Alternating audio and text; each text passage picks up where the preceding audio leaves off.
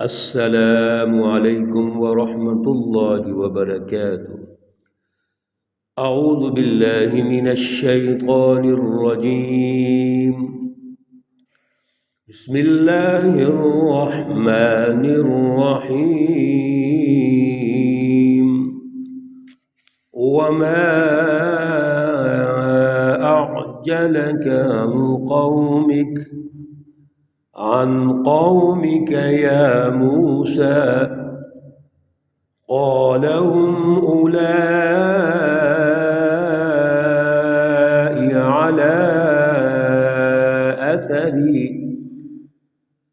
على أثري وعجلت إليك رب لترضى. صدق الله العلي العظيم. اللهم صل على سيدنا ومولانا محمد النبي الأمي وعلى آله وأصحابه وبارك وسلم وصل علیہ.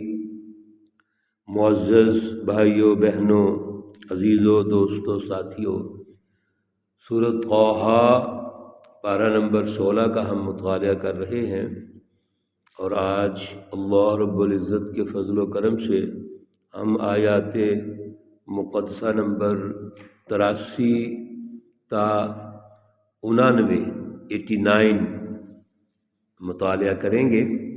اللہ رب العزت سے گزارش ہے، التجا ہے، اللہ رب العزت ان آیات کا فہم، ان کا شعور اور اعلیٰ نظریہ عطا فرمائے، اور عمل کی توفیق اور صلاحیت عطا فرمائے.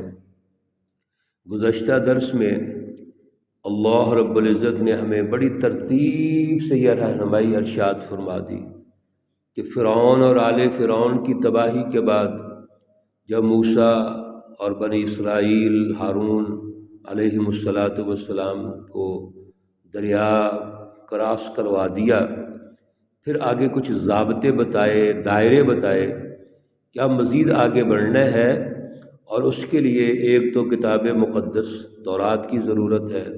اللہ رب العزت نے وہ ارشاد فرمایا کہ آپ کو عطا کرتے ہیں.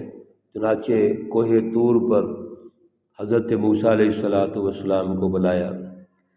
پھر اللہ رب العزت نے وادی تیہ میں من اور سلوہ نازل فرما دیا، اور یہ ساری چیزیں دینے کے بعد ایک ضابطہ یہ ارشاد فرمایا کہ کھاؤ پیو، لیکن سرکشی نہیں کرنی، زیادتی نہیں کرنی، نہ ہی فضول خرچی ہونی چاہیے اور نہ ہی بخل ہونا چاہیے، میانہ روی ہونی چاہیے.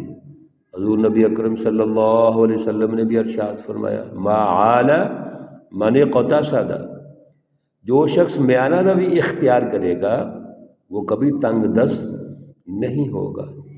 اللہ کی جتنی بھی نعمتیں ہیں، ان تمام نعمتوں کو استعمال کرنے کا جو میرٹ ہے وہ میانہ روی ہے.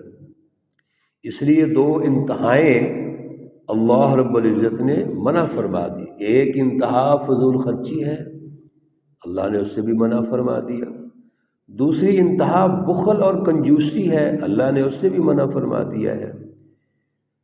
اصل میں تو اللہ کی اطاعت ہے، فرما برداری ہے، انسانیت کو آگے لے کے چلنا ہے، انسانی سماج کی مینجمنٹ ہے، وہ میانہ روی سے ہو سکتی ہے، اللہ کے خوف اور اللہ کی رضا سے ہو سکتی ہے. یہ سارا جو اللہ رب العزت نے ضابطہ ارشاد فرمایا، مقصد اس میں یہ تھا کہ جب یہ بنی اسرائیل اب آگے بڑھیں گے تو کسی سسٹم کے تحت آگے بڑھیں، اور بالخصوص جو فرعون کے دور کے جو منفی اثرات تھے، اس کے ظلم کے منفی اثرات، وہ ان میں نہیں آنے چاہیے. قومیں جب بڑا لمبا عرصہ غلامی میں رہتی ہیں تو ان کے جو طبیعتیں ہیں، دماغی صلاحیتیں ہیں، ان کے اندر وہ غلامی کے اثرات آ جاتے ہیں. اگرچہ وہ سچی جماعتوں کے ساتھ ہو جاتے ہیں لیکن پھر بھی اثرات تو رہتے ہیں، اور آگے تفصیلاً آپ انشاءاللہ العزیز سنیں گے کہ اس قوم میں بھی وہ اثرات موجود تھے، جس کی وجہ سے حضرت موسیٰ اور حضرت ہارون علیہ السلام کو بڑا پریشان کیا انہوں نے. اللہ رب العزت نے کوہ طور پر جب بلایا حضرت موسیٰ علیہ السلام کو، اور ساتھ آپ کے کچھ لوگ تھے، اس کی بھی تفصیلات سورۃ الاعراف میں گزر چکی ہیں۔ تو موسیٰ علیہ السلام لوگوں سے پہلے پہنچ گئے اللہ کے پاس، تو اللہ نے فرمایا وما اعجلک عن قومک یا موسیٰ، اے موسیٰ آپ کو کیا جلدی تھی کہ آپ اپنی قوم کو پیچھے چھوڑ رہے ہیں اور آپ پہلے آگے ہیں۔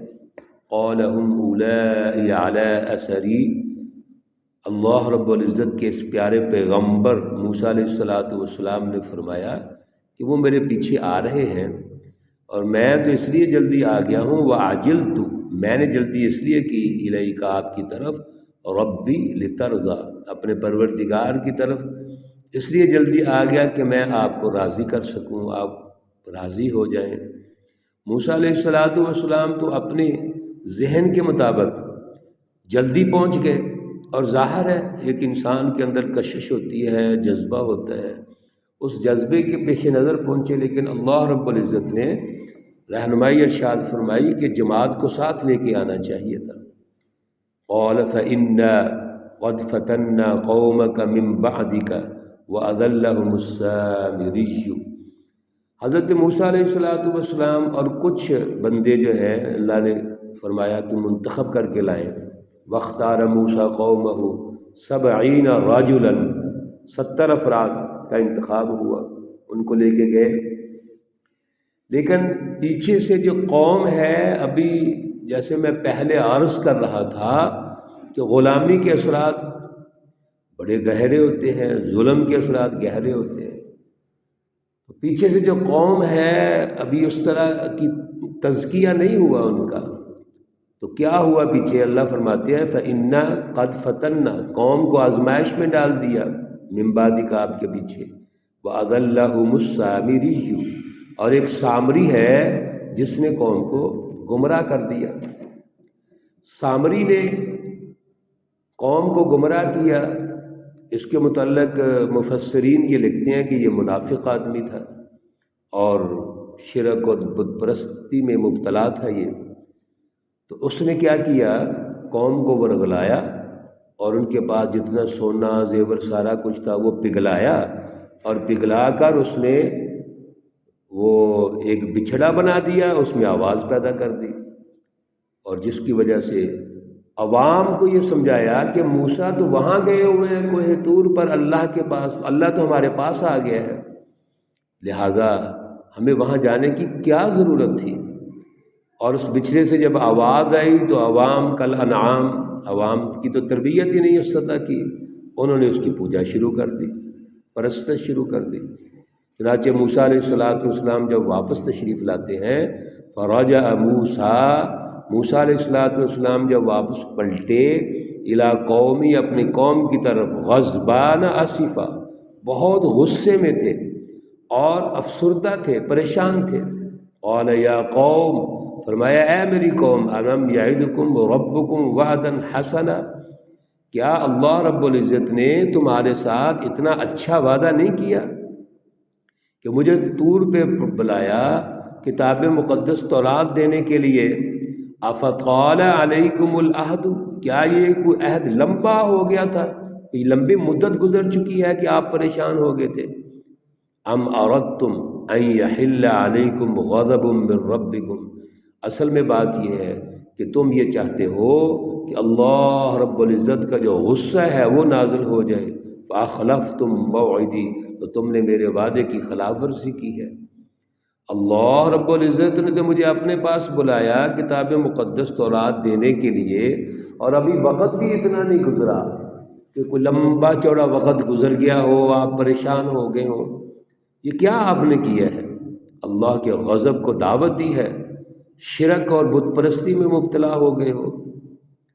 قالو، کہنے لگے، ما اخلفنا موعدک، ہم نے آپ کے ساتھ جو وعدہ کیا تھا اس کی خلاف ورزی نہیں کی، بملکنا، جو ہمارے اختیار میں تھا، ولکننا حملنا اوزارا من زینت القوم، لیکن جو ہم نے قوم فرعون کا جو زیور تھا، سونا تھا، اس کا بوجھ اٹھایا ہوا تھا، فقذفناها، ہم نے اس کو پھینک دیا، فکذالک القی السامری، یہ سارا جو کام ہے یہ تو سامری نے کیا ہے، یعنی انہوں نے سامری کے کھاتے میں وہ ساری بات چیت ڈال دی۔ یقیناً کیا تو سامری نے ہے، لیکن قوم بھی اس میں مبتلا ہے، قوم کو بھی تو شعور حاصل کرنا چاہیے نا۔ یہاں سے بھی اللہ رب العزت نے ہمیں رہنمائی دے دی، پیچھے فرعون کے بارے میں بھی دی تھی کہ فرعون نے قوم کو گمراہ کیا اور قوم گمراہ ہو گئی، تو فرعون تو جہنم میں چلا گیا، لیکن جس قوم نے ساتھ دیا وہ بھی جہنم میں چلی گئی۔ یہاں بھی سامری نے اگر یہ ایسی حرکت کی ہے تو قوم کو تو شعور حاصل کرنا چاہیے۔ اللہ رب العزت نے کس طرح فرعون اور آل فرعون سے نجات دی، بحر قلزم کراس کرایا، عبور کرایا، نعمتیں دی، تو اتنی ان کی عقل کام نہیں کرتی کہ سامری کے پیچھے لگ گئے۔ اس لیے اللہ رب العزت کبھی معاف پھر نہیں کرتے۔ تو کیا کیا اس نے؟ فَأَخْرَجَ لَهُمْ عِجْلًا جَسَدًا، اس نے ایک بچڑا بنا دیا اور اس کا ایک جسم بنایا اور اس میں آواز پیدا کر دی، فَقَالُوا هَذَا إِلَٰهُكُمْ وَإِلَٰهُ مُوسَىٰ، یہ تمہارا بھی معبود ہے اور موسیٰ کا بھی معبود ہے۔ فَنَسِیَ، وہ بھول گیا۔ أَفَلَا يَرَوْنَ أَلَّا يَرْجِعُ إِلَيْهِمْ قَوْلًا، بھلا یہ جو لوگ ہیں یہ نہیں دیکھتے کہ جو اللہ رب العزت کے بارے میں ایسی گفتگو کر رہے ہیں، اور یہ جو بچھڑا ہے لا یرجع الیہم قولا، یہ تو بات بھی نہیں کر سکتا، گفتگو نہیں کر سکتا، ولا یملک لہم ضرا ولا نفعا، اور یہ کسی نقصان اور نفع کا مالک بھی نہیں ہے۔ اللہ رب العزت اس منظر نامے کو پیش فرما کر رہنمائی یہ دینا چاہ رہے ہیں ہمیں آج کے دور میں بھی کہ یہ بچھڑا کیسے خدا بن سکتا ہے جو نفع اور نقصان کا مالک نہیں ہے، اس کے اندر کوئی اختیار نہیں، کوئی اس کی حیثیت نہیں ہے۔ یہ سارا جو کام کیا ہے اصل میں یہ بت پرستی ہے، شرک ہے، اس سے توبہ کرنی چاہیے۔ اللہ رب العزت نے یہاں پہ جھنجھوڑا اس قوم کو کہ کیا کیا ہے انہوں نے۔ میرے عزیزوں، دوستوں، ساتھیوں، اللہ رب العزت کی توحید نظریات میں بھی اس کی رٹ ہونی چاہیے، خیالات میں بھی ہونی چاہیے، اور معاشرے کے اندر بھی ہونی چاہیے۔ یہ جو مرض تھا شرک کا، فرعون نے جو پیدا کیا ہوا تھا، یہ دور ہونا چاہیے تھا، اس لیے اللہ نے تنبیہ فرما دی ہے۔ اللہ رب العزت تمام مرحومین و مرحومات کو جنت الفردوس میں اعلیٰ مقام عطا فرمائے۔ اللہ رب العزت تمام بیماروں کو شفائے کاملہ عاجلہ مستمر عطا فرمائے۔ ربنا تقبل منا انك انت السميع العليم وتب علينا انك انت التواب الرحيم، وصلى الله تعالى على النبي الأمي محمد وعلى آله وأصحابه أجمعين برحمتك يا أرحم الراحمين۔ السلام عليكم ورحمة الله وبركاته۔